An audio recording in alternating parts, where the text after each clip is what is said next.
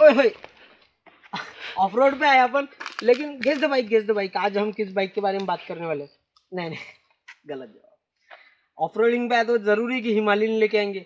हाँ तो गाइस, जब आप लोग बात करते हैं ना कभी भी किसी बाइक के बारे में कि ऑफ रोडिंग करनी चाहिए, ऑफकोर्स ऑफ रोडिंग का मज़ा ऑफ रोडिंग में है, लेकिन स्पोर्ट्स और फेयरिंग बाइक का मज़ा उसमें है। आपने ऑफकोर्स है हमारा R15 जो है वर्जन 3 उसका रिव्यू देखा ही होगा।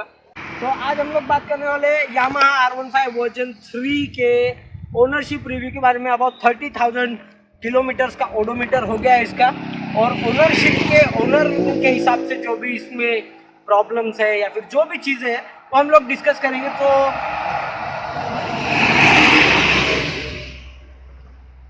So hello and welcome guys, once again this is Rohit Dubey and welcome to Cocktail Buddies. So let's get started.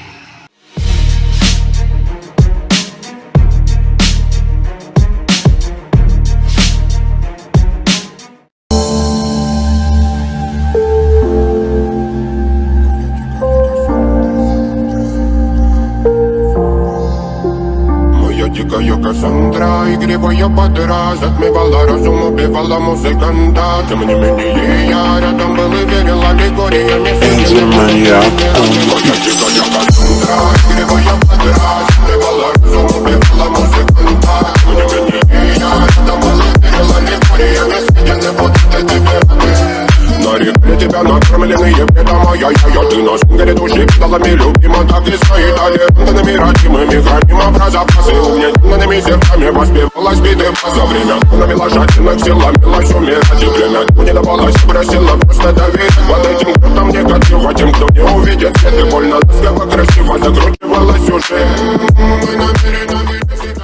So guys, अब हम बात करेंगे कि R15 का जो ओनरशिप रिव्यू है। जैसे कि हमने इंट्रोडक्शन में ऑलरेडी आपको बताया कि एक्चुअली ये बाइक परचेस की गई थी मार्च 2019 में, यानी हम लोग पकड़ेंगे तकरीबन 1.5 साल में ओनर ने तकरीबन 30,000 किलोमीटर इस बाइक को चलाया। ऑफकोर्स टायर्स की कंडीशन ऑलमोस्ट न्यू ही थी एक्चुअली, लेकिन हमारे कस्टमर ने क्या उसको वक्त से पहले रिप्लेस किया और उन्होंने अपने मन मर्जी से वो टायर जो ज़्यादा सुटेबल लगते थे वो लगाए।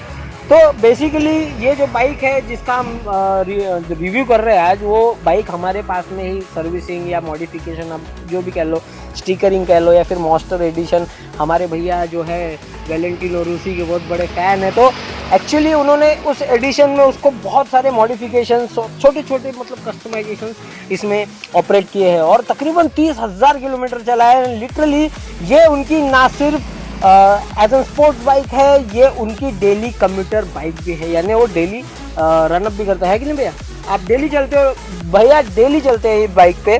और एक्चुअली जो सबसे बिगेस्ट प्रॉब्लम आ रहा था पहले, तो भैया की हाइट अच्छी खासी है तो उनके पैर आराम से ज़मीन पे टिक जाते हैं, तो उसका कोई प्रॉब्लम उन्हें कभी नहीं आया। तो हाइटेड लोगों के लिए बेसिकली ये चीज़ कभी प्रॉब्लम जनरेट होने नहीं देती। उसके अलावा अगर हम लोग बात करेंगे तो मोनोग्राम से आपको ये दिख रहा है, मोनोग्राम्स येलो नहीं आते कंपनी से, ये शायद धूप की वजह से फेड हो गए। तो मोनोग्राम की जो क्वालिटी जो टॉप नॉच थी, जो हमने जो डेमो व्हीकल थी उसमें देखी थी, वो मोनोग्राम्स की क्वालिटी उतनी खास नहीं है। उसके बाद में अगर हम बात करेंगे बाकी की जो एक्सेसरीज आती है इसके साथ में, जैसे ये हम लोग मिरर्स की बात करेंगे, रियर व्यू मिरर्स, तो ये बहुत अच्छे क्वालिटी के है।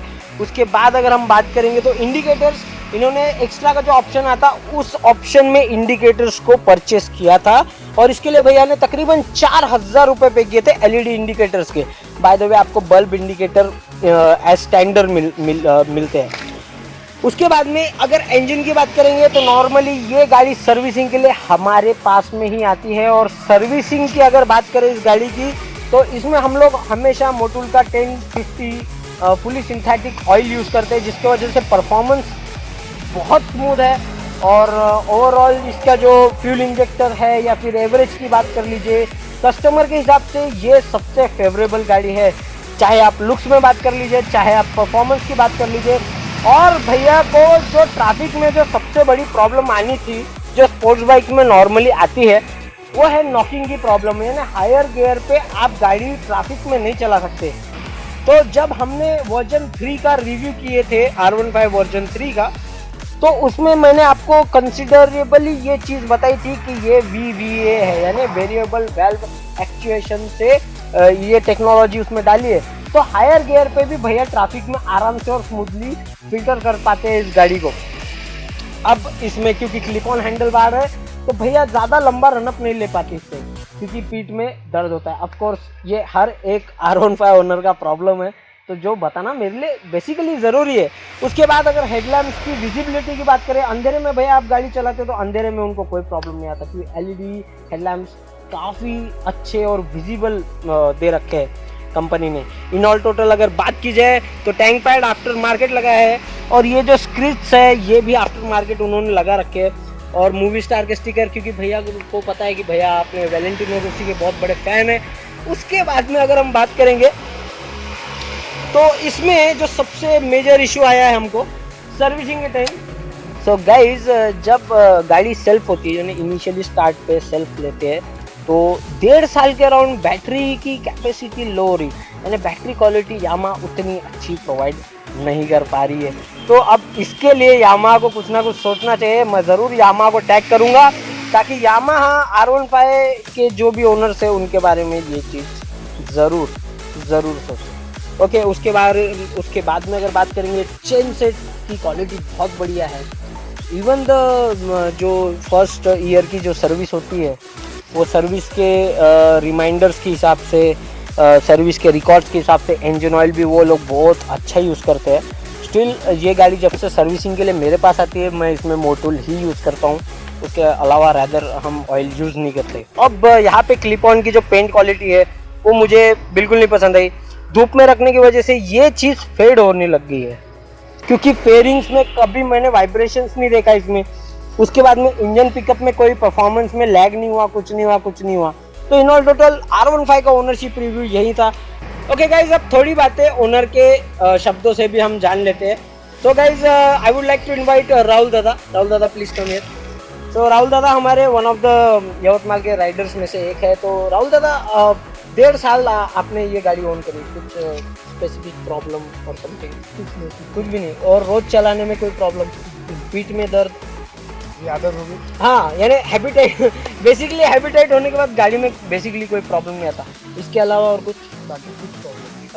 और ये जो पेंट क्वालिटी वगैरह फेड हो रही है उसके बारे में क्या बोलिए? हाँ, सिर्फ वो पेंट धूप से जा रहा है, अच्छा, बाकी कुछ नहीं। वो हैंडल का ही जा रहा है, बाकी कहीं का यानी फाइबर वगैरह में कोई प्रॉब्लम नहीं। In all total service charge कितना लगता है वो तो मेरे को मालूम है, आप मेरे पास ही लाते हो, लेकिन फिर भी तो अराउंड मैं सर्विस कॉस्ट बता देता हूँ कि एक एवरेज सर्विस कॉस्ट हर 4 से 6 महीने में R15 की 2,500 से 3,000 रुपये लगती है, including engine oil. So guys, यही था हमारा ownership review. Till then, this is Rohit Dubey signing off from this channel. Ride safely and responsibly. Always wear helmet while riding and always wear seat belt while driving. That's it. And see you. See you again.